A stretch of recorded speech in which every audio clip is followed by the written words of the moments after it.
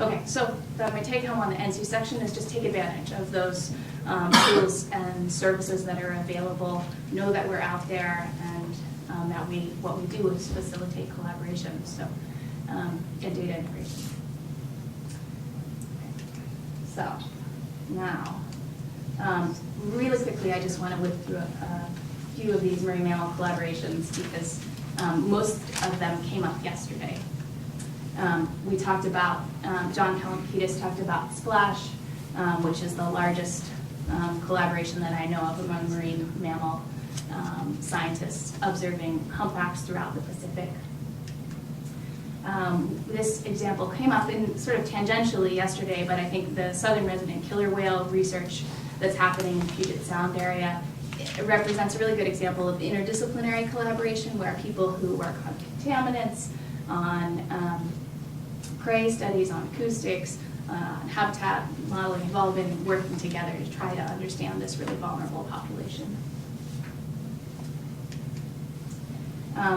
Barb Taylor's going to talk more about this in her panel presentation.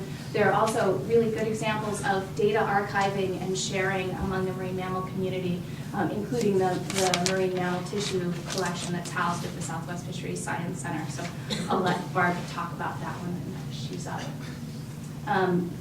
The OBIS CMAP data integration project came up briefly yesterday. This is a project to make data on the population abundance and distribution of megavertebrates in the oceans available publicly on the web. And this is run through Duke. Many of you may have contributed data to this effort.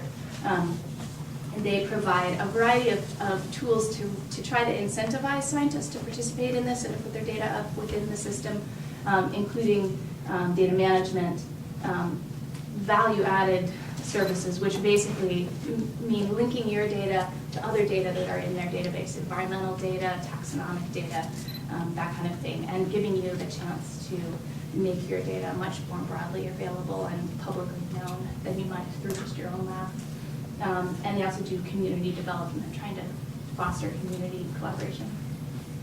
The sort of population density models that Jay talked about yesterday are also linked from this site, and they've been doing a lot of work in trying to develop habitat population models from those density, from the population abundance surveys. Okay, so that's just a whiz through those. I'm going to try very quickly now to talk about the work that I'm embarking on in terms of thinking about cumulative impacts to cetaceans, and I hope that you'll see potential opportunities where we might work together in the future to do this kind of stuff in Southern California. Okay, so I have three main co-PIs on this project and many different collaborators.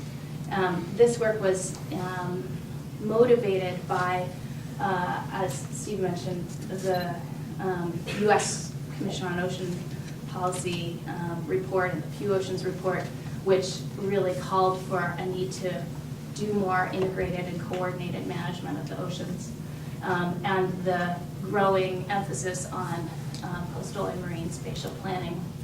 And I won't talk about this because Steve gave an excellent introduction to all of the MSP stuff this morning.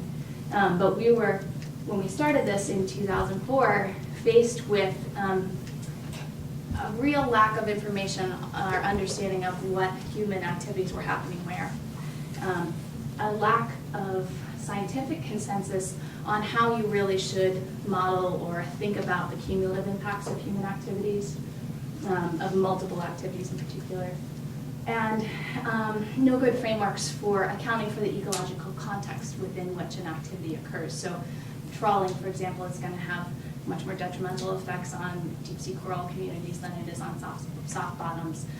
But that context wasn't always taken into account in prioritization efforts. So our goal, our naive goal when we started this was to map all human activities in all marine ecosystems at a 1 kilometer resolution for the globe. We're young and foolish. The way that we think about it is that human activities have associated stressors. those stressors could drive an ecosystem away from its natural state. And that, whether that happens or not, depends on the vulnerability of the ecosystem. And that vulnerability is really what feeds into the ultimate impact of a stressor. We think about cumulative impacts. I just want to define these things. Cumulative in terms of the summed up effects both within a sector, like within fisheries and across sectors, fisheries and oil and gas development. We've been doing this in space, but not yet in time. And in terms of impacts, not just the footprint, the intensity of the activity, but its ecological context. So how vulnerable is that specific place to that activity?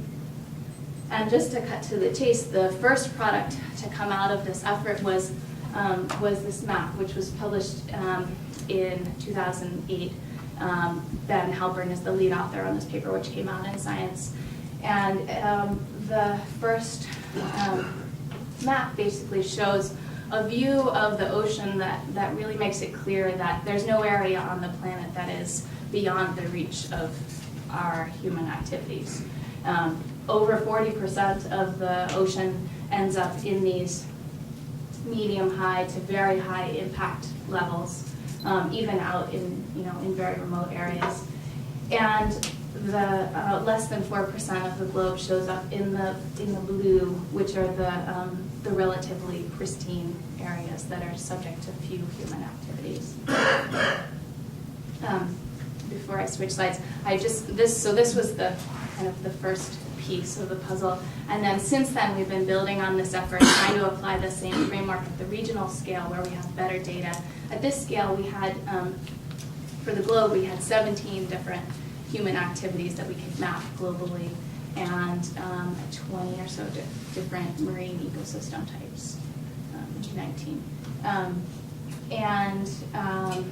But we recognize that you have to make a lot of approximations to make a map like this at the global scale. So we have since applied the same framework within the California current region, and we have maps, which I'll show you in a second, from here that show the combined effects of 25 different human activities.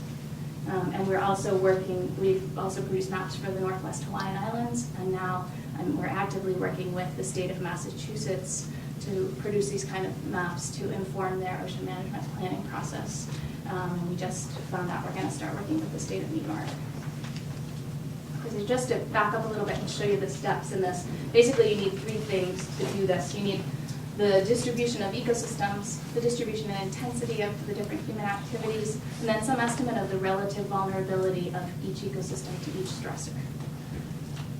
And that we get through a survey of experts because, and you can imagine when you do this, there are hundreds to thousands of combinations of ecosystems by stressors depending on how finely you dice things, and there's not empirical data on many of those impacts. So instead we turn to ecological experts who know these ecosystems as well as anybody does and ask them to assess the exposure of that ecosystem to the threat in terms of the spatial extent of impacts and their frequency, and then the sensitivity of the ecosystem in terms of trophic impacts. So how is it a single species that's impacted or multiple trophic levels, the whole ecosystem? How much do those affected components change?